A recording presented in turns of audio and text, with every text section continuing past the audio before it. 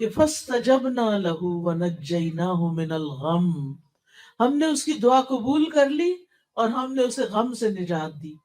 تو اس سے یہ پتہ چلتا ہے کہ جب ہم آیت کریمہ پڑھتے ہیں لا الہ الا انت سبحانک انی کنت من الظالمین، اللہ کے سوا کوئی عبادت کے لائق نہیں، اے اللہ تو پاک ہے، میں یقیناً ظالموں میں سے، قصور میرا اپنا ہے، گناہ میرے اپنے ہیں، غلطیاں میری ہیں۔ جب انسان اپنی غلطی کا اعتراف کرتا ہے تو اللہ تعالیٰ اس سے بڑا خوش ہوتا ہے، کیونکہ شیطان نے تکبر کیا تھا، ابا، انکار کیا، واستکبرا، اور تکبر کیا، وکان من الکافرین، اور وہ کافروں میں سے ہو گیا۔ تو جب انسان اللہ کے حکم سے انکار کرتا ہے اور تکبر کرتا ہے کہ میں بڑی چیز ہوں اور اللہ کا حکم نہیں مانتا، تو پھر اللہ تعالیٰ کی ناراضگی آتی ہے۔ شیطان انسان کا دشمن ہے، شیطان انسان کے پیچھے لگا رہتا ہے اور وہ اس کے دل میں طرح طرح کے خیالات ڈالتا ہے، وسوسے ڈالتا ہے، اور کبھی کبھی اس کو ایسی باتیں سکھاتا ہے، اللہ نے تمہارے لیے کیا کیا، تمہاری تو کوئی دعا ہی قبول نہیں ہوتی، کوئی فائدہ نہیں اللہ تعالیٰ کو پکارنے کا، جاؤ کسی اور کے پاس۔ لیکن ہم دیکھتے ہیں کہ کس طرح اللہ سبحانہ وتعالیٰ نے اس دعا کی بدولت یونس علیہ السلام کو معاف فرما دیا اور یونس علیہ السلام کو غم سے نجات دی، اور ساتھ ہی خوشخبری دی کہ اور سارے مومنوں کو بھی ہم ایسے ہی نجات دیتے ہیں۔ یعنی مطلب کیا تھا کہ اگر کوئی شخص کسی تکلیف اور غم اور مصیبت کے وقت یہ دعا پڑھتا ہے تو اللہ تعالیٰ اس کی تکلیف کو دور کر دیتے ہیں۔ سب کو آتا ہے یہ آیت کریمہ؟ سنائے مجھے۔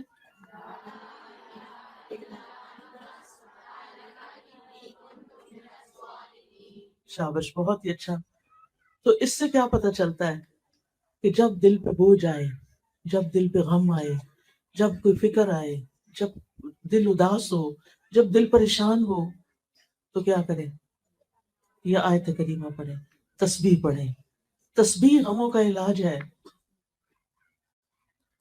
آپ دیکھیں یہاں بھی وہ کیا کہتے ہیں، سبحانک، تو پاک ہے، اللہ تیرا کوئی قصور نہیں، غلطی میری اپنی ہے، تو پاک ہے، تو ظلم نہیں کرتا، تو کسی پہ زیادتی نہیں کرتا، تو سب کا مولا ہے، تو سب پہ رحم فرماتا ہے، غلطی میری اپنی۔ آپ دیکھیں کہ آدم علیہ السلام نے جب شیطان کے بہکاوے میں آ کے اس درخت کا پھل کھا لیا تھا جس سے منع کیا گیا تھا، تو پھر کیا ہوا؟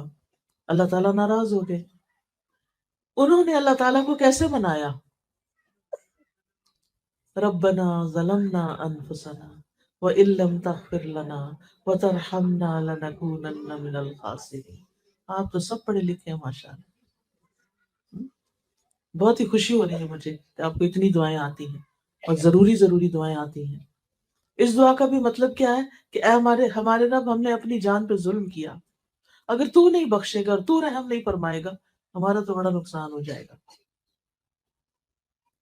تو اپنی غلطی مان لینا، اپنے گناہوں پہ توبہ کر لینا، اپنے کسی قصور کو یاد کر کے رو دینا، یہ اللہ تعالیٰ کی رحمت لاتا ہے اور دعائیں جلدی قبول ہوتی ہیں۔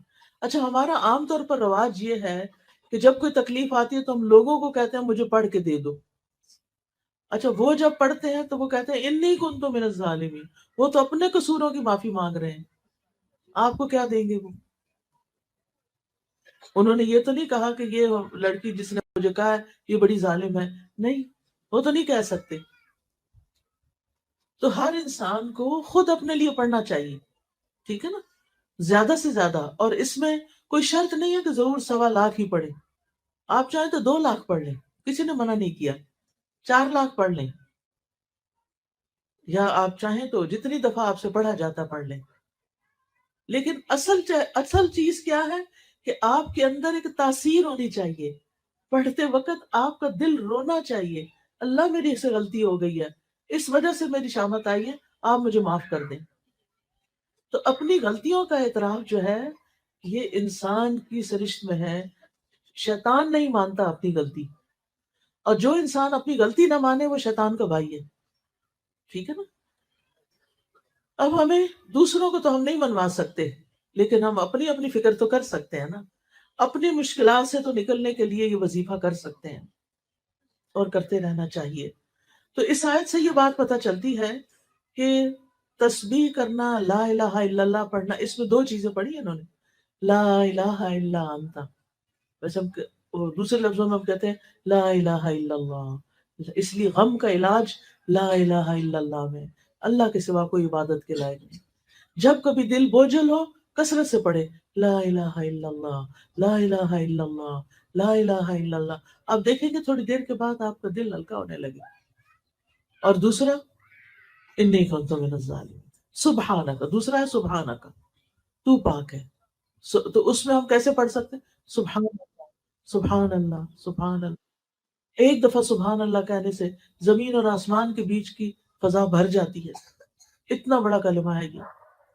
ایک دفعہ الحمدللہ کہنے سے میزان بھر جاتا ہے، اتنے وزنی ہے یہ کلمات۔ اللہ کا ذکر بہت بڑی چیز ہے، معمولی چیز نہیں ہے۔ وَلَا ذِكْرُ اللَّهِ اکبر، اس لیے ہمیں کثرت سے اللہ کو پکارنا چاہیے، اور جو اللہ کو پکارتا رہتا ہے، الا بذکر اللہ تطمئن القلوب، خبردار، اللہ کے ذکر سے دلوں کو اطمینان آ جاتا ہے۔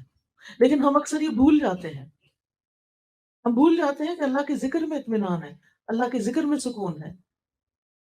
تو اللہ سبحانہ تعالیٰ کو ہر حال میں یاد کرتے رہے، اور تسبیح پڑھتے رہیں، اور لا الہ الا اللہ توحید کا اقرار کرتے رہیں۔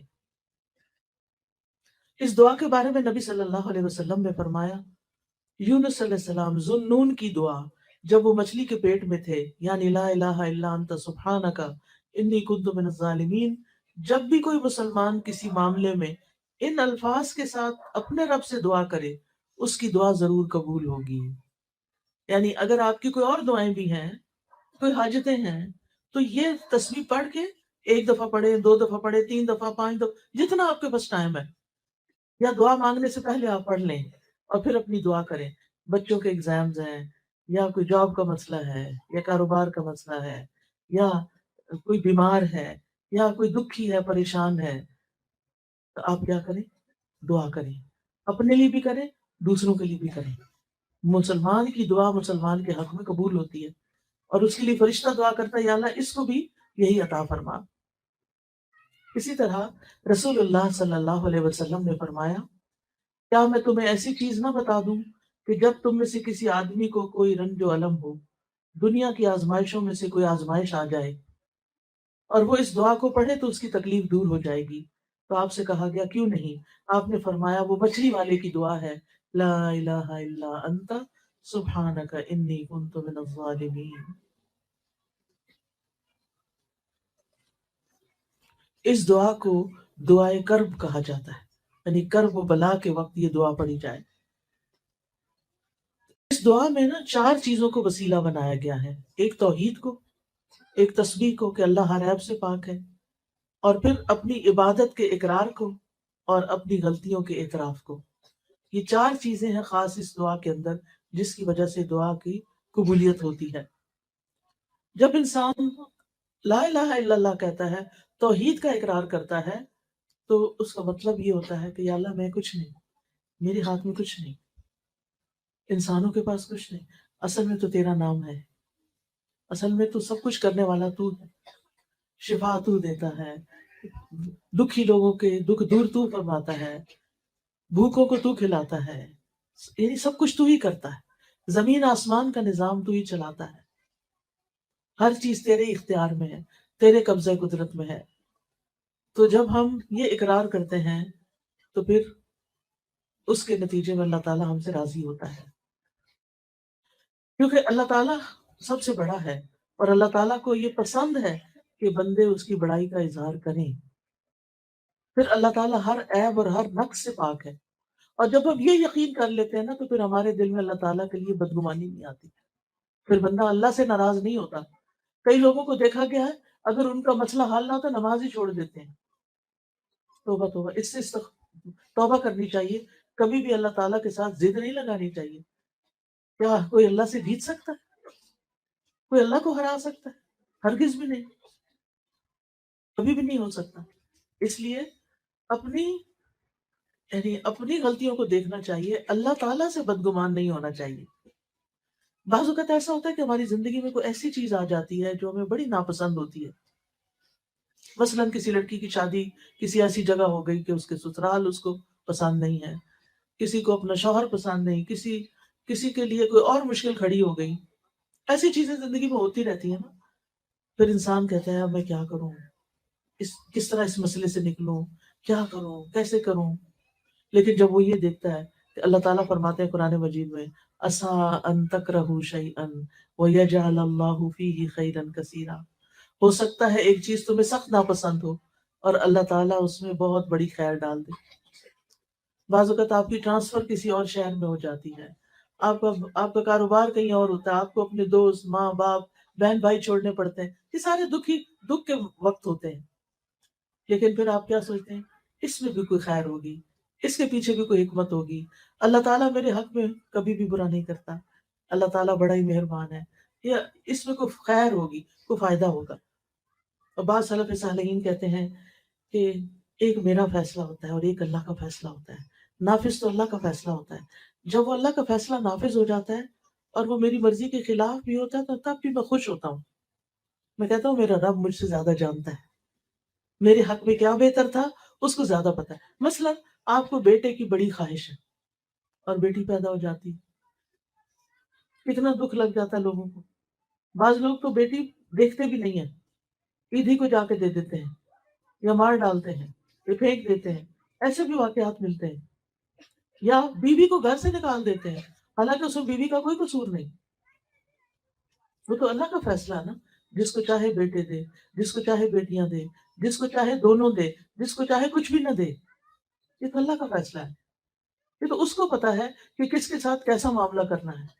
بندے کا کام کیا ہے کہ اللہ کے فیصلوں پر راضی ہو جائے، یہ سوچ کے کہ اللہ زیادہ علم والا ہے، اللہ کی حکمت زیادہ ہے، اگر مجھے نہیں پتا تو یہ میری اپنی عقل کا قصور ہے کیونکہ میری عقل چھوٹی ہے۔